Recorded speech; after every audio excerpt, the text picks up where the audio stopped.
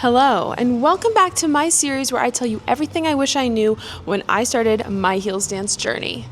So we're going to talk about something a lot of people don't touch on, which is mindset. Now I'm going to give you a very specific example of how a visualization technique, which is mindset work, can help you with a dance move, okay? But in general, this is a very important skill to have when you're in a dance class, especially when you're learning something new for the very first time. So this move I like to call a leg trace. You take your hands, the front of your thighs on the way down, you arch your back, your head is lifted, and then release, come back the way you came, okay? And it's very dramatic. It's very, filled with passion. It's a very dynamic move because you're taking your gaze away and then you're throwing it back, but it's also very challenging. And depending on your heel height, you might notice that trying this move has been scary because you think you're going to fall. A lot of my students, when we first practice it, do not go the full way because they think they're gonna fall. So they'll do something like bending in the knees, okay? Releasing and bending and coming up, or they just won't go very far. They won't release their head. They'll just kind of stay here and come back up without this release motion, okay? To get the full move though, you need all of the elements. You need the straight legs, you need the arched back, you need the hands coming down the thighs with force. You're not just like touching here, you're forcing, you're pushing down your thighs, okay? Then you're gonna release your chest and neck. You're gonna take everything away and you're gonna come back the way you came. Up, chest and neck first. Use your hands to peel up your legs, arching the whole way up back to where you came from. So I get it. Technically, this move is challenging, and as a beginner, this is going to feel hard. And the first thing you're gonna do is think, oh my God, I'm gonna fall, okay? Easy, you're in a heel, and this move is not very organic to our bodies, but I mean it when I say all you have to do is visualize something very specific.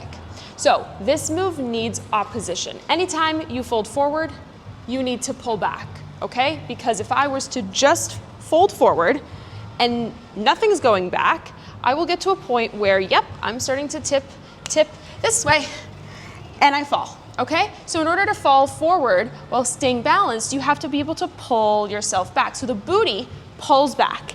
It pulls back. I am not in a straight line over my ankles anymore. My booty is behind me, okay? That's a very important part. That's known as opposition, okay? So that must happen with the move in order for the move to be executed at all. So what you must do to help that opposition is to visualize, okay? Say you're standing in a room. Where's the wall behind you? Think about the wall behind you. Think about your booty touching the wall behind you, okay? As you go down, think about that.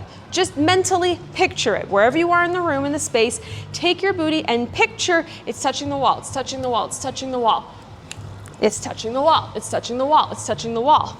And that will take your body and bring it back in space just a little, just enough that it changes the entirety of the move. You have the correct opposition. You are no longer falling only forward because your mind is telling you, pull your booty back, pull your booty back. Oh, it's touching the wall. The point is not to touch your booty to the wall. In fact, I have a class right here with windows. So the windows are behind them and nobody wants to put their booty on the window. But it's more about the psychological trick, the visualization that something is pulling them back and therefore they can't fall forward. And so when I first heard this, yes, I was in too tall of a heel and I was struggling to keep my legs straight in this move. I also had very limited range of motion, so I couldn't go very far.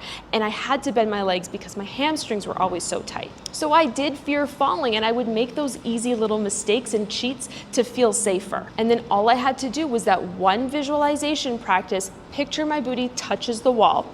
And I've honestly never had a problem since. So you can take this tip and apply it across the board in your dance training. You are always falling out of turns. You are always getting stuck in this one move. You're probably telling yourself, don't fall.